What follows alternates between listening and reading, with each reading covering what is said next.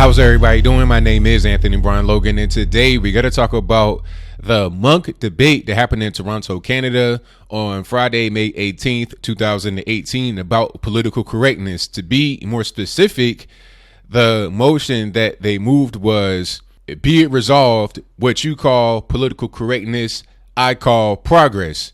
So those who were for that statement were on the pro side, of course, and the two people on that side were Eric Dyson and Michelle Goldberg. Eric Dyson, he is very well known from being on MSNBC and other places. Black guy, and he relies heavily on him being black, which we'll talk about a little bit later.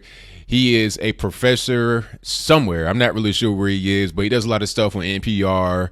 He's one of those kind of guys that's in the kind of pundit media world to a certain extent. And Michelle Goldberg is a columnist for the New York Times, among other places. I think she also writes at the Daily Beast, and that's pretty much it. And on the side that's against the motion that I read earlier, you have Jordan B. Peterson, obviously a professor of psychology at the University of Toronto, and also a big-time YouTuber, has over 1 million subs. I call Jordan Peterson one of the greatest philosophers of our time, but I digress on that for now. You also have on his side Stephen Fry, who is an award-winning journalist, playwright, etc. He comes from UK. He is gay and he's Jewish. He's kind of like Milo if you were to just kick Milo ahead 40 years into the future and then call him back. You see what I'm saying? He's like an older version of Milo. Calm down, but still have some of the same characteristics and the same identity. But again, I move on. Now, this debate has gotten a lot of attention for various reasons. First of all, the debate was supposed to be about political correctness. Is it a good thing? Is it a bad thing? And why? What are some examples of it being good? And what are examples of it being bad? But in this debate, what you got was a lot of attacking of Jordan B. Peterson and people that agree with him. Now, I'll tell you this. Although I disagree with Eric Dyson and his $1 million words that aren't really worth that much, these big, gigantic words that sound like they're worth a lot, but they're not really.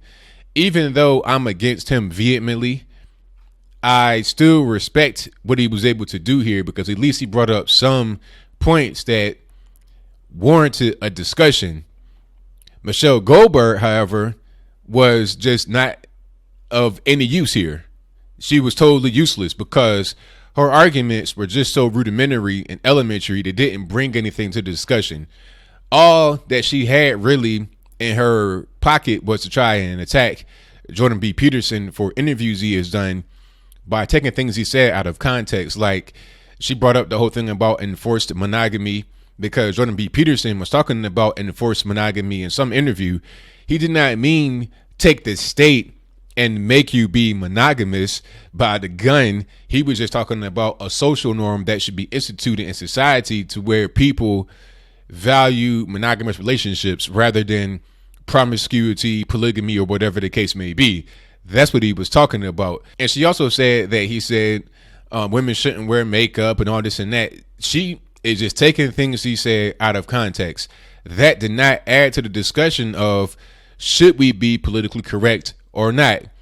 She took that time to attack him, anybody that supports Trump, basically just, airing out her own personal grievances. She did not add anything to the debate. Now, Eric Dyson, like I said, he was able to contribute to the debate because he had some points. I won't say they were good points, but they raised a good exchange because he was talking about white privilege and all this and that. This prompted Jordan B. Peterson to respond with a very good point by saying, okay, let's just say I have white privilege, right? Let's just say because I'm white, I naturally have that. Now, how much of my personal success, how much of my personal growth can be attributed to white privilege? Is it 5%? Is it 10%? Is it 25%? Is it 75%?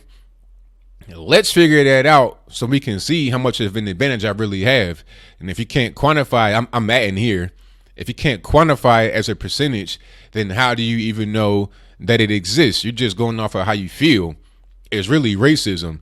And also talking about really the main event here, which was Michael Eric Dyson versus Jordan B. Peterson, talking about their exchange. Michael Eric Dyson was very prejudiced in this debate. He was judging Jordan B. Peterson because he is a white man. Matter of fact, one time in a debate, he said, "Oh, you're an angry white man." And he doubled down on it even after Jordan B. Peterson rebuked him and is like, "Look, you can't just say things about me. You don't even know me." And that was a very good point, because Michael Eric Dyson brought up this whole thing about trying to take Jordan B. Peterson to a black church and to an indigenous tribe home or whatever. But Jordan B. Peterson was like, "Look, I'm like an honorary family member of a First Nation family. So you don't even know what you're talking about. You don't know me. You're just making assumptions, just being prejudiced." That was a very good point. Now to my man, Stephen Fry. Stephen Fry, according to the left, should have been on the side that was a proponent of being politically correct. But he was not. And he said the reason why he's not on the other side is because he does not want to have the world descend into chaos to where we can't talk to one another. You should be able to talk to people that you don't agree with. He was saying that a lot of what Jordan B. Peterson talks about, he disagrees with. However, they're still able to have a civil conversation without it being this big bloodbath, which should be what we all do. If I disagree with you and you disagree with me, rather than you calling me all kind of names, coon, Uncle Tom, sellout, or whatever, and rather than me talking down to you, being condescending to you, let's sit down on the table and have a discussion. That should be how it goes. But unfortunately, nowadays, that's not how it goes. And he was really just a proponent of being able to talk to one another without all the bomb throwing, without all the insults and all that kind of stuff, the ad hominem attacks. And he did a very good job explaining what he really meant by that whole thing. So he did a great job. Jordan B. Peterson did a great job. Michael Eric Dyson, I disagreed with 100%. He was very racist, but at least he was able to bring topics that allowed the discussion to get a little bit deeper and to resolve some things, because you got to have both sides of the coin in order to kind of expose each side for their pros and cons. You don't want to be in the echo chamber, because it could have easily have been a situation where both sides had the same point of view. If that's the case and you don't have a debate, you know, unfortunately, the woman, I don't know why she was there, if it was a diversity quota or whatever they had to fill, but she brought nothing to the table. A very small-minded approach. I thought she was young, like a college student. She was 43 years old. And that was really surprising, because just how she was behaving. And you got to think about this. People like Michelle Goldberg write for the New York Times. They write for a lot of these news organizations, so-called news organizations, that you may read every day. And you don't even really know who's behind what you're reading. Now, you would like for a journalist, columnist, or whatever to be not really biased, but that's just not what's going on. The debate was about being politically correct, but she was bringing up Trump. She was bringing up stuff from Jordan Peterson's past, twisting the stats, just trying to attack. In reality, she was kind of proving a point about being politically correct and how it's a bad thing, because it really stifles speech, it skews speech, it does a lot of things that are not helpful to society going forward. She was also trying to downplay what being politically correct is all about. At the beginning, she was saying, "Oh, well, some white guys, or some guys," I don't know if she said white, but judging by how she was talking, I assume she meant white. Some guys are not able to say certain jokes to people. They're not able to call a woman girl or whatever. But the truth is, being politically correct as it exists today can result, and does result, in much worse things happening. Being attacked because you have a certain type of hat on, being fired from your job because you are a Trump supporter. Those types of things happen as a result of the politically correct narrative in the world that we live in today. It's not so much about small things that you can easily let go. We're talking about real world issues, and also the brainwashing that happens. Jordan B. Peterson pointed it out. He was like, "Look, we need to talk about when the left goes too far." He kept asking that question. Michael Eric Dyson came with the $1,000 words that aren't really worth 5 cents. Big, hearty, fast talking language that really has no substance. I think Stephen Fry called him out on it at the end, called him like a grifter or something like that. I don't even know if he said that, but that's kind of what I heard. I know Eric Dyson spoke on it, talking about, well, people say that I'm a huckster, grifter, I'm a con artist because of the way I talk, but really it's racism. It's like, no, you are speaking in a way that is intentionally, unnecessarily verbose just to appear to be intellectual. I'm not saying he's not intellectual, but he's just doing too much. It's like a rapper. But I digress. Jordan B. Peterson said, look, sometimes the left goes too far, and that is the whole point. Look at the college campuses. Not only do you have the teachers, the faculty, the people that run the actual show, all of whom are top to bottom liberals. They totally control it, and they are not necessarily your classical liberals like my man Stephen Fry. They are extremists. Just like you had on the Berkeley campus, you had a teacher hit somebody in the head with a bike lock. Okay, a teacher, not just a student.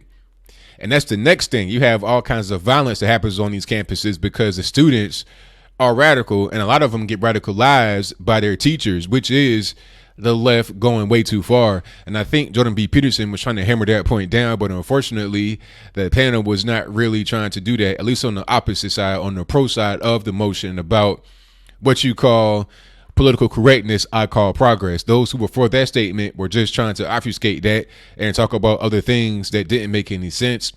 Michelle Goldberg was just trying to attack him, twist his words, make it appear to be a thing that it was not. And then you had Eric Dyson. He's trying to crack jokes, looking real sloppy in his suit and being racist. So overall, I say the debate was okay. Jordan B. Peterson and Stephen Fry obviously stole the show. And according to the actual numbers here, their side won, because what they did to judge the winner, what they did was take a poll of who is for political correctness and who is against it. And those who were for it dropped by 6%. Although I was kind of surprised, actually, because this debate took place in Toronto. I'm pretty sure it was out of college. I'm not quite sure about that. And if I'm wrong, let me know in the comments.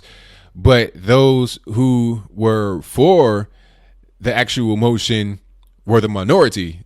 It was only 36% versus 64% who were against.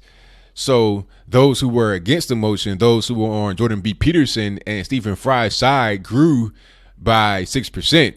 So they won before the debate and they won afterwards because they were able to change more minds. Overall, it was interesting to see what's going on in academia, what's going on in journalism, who these people are, what they represent. It was good to see Stephen Fry. I had not seen him before. I had seen Jordan B. Peterson before, and I'm always impressed by him. And I knew Eric Dyson was from back in the day when I used to watch MSNBC. I remember him from back then. And Michelle Goldberg was just a useless waste of space. No disrespect, but it is what it is. She did not add anything to the conversation. Eric Dyson added a lot to the conversation, although I disagreed with 99% of what he said.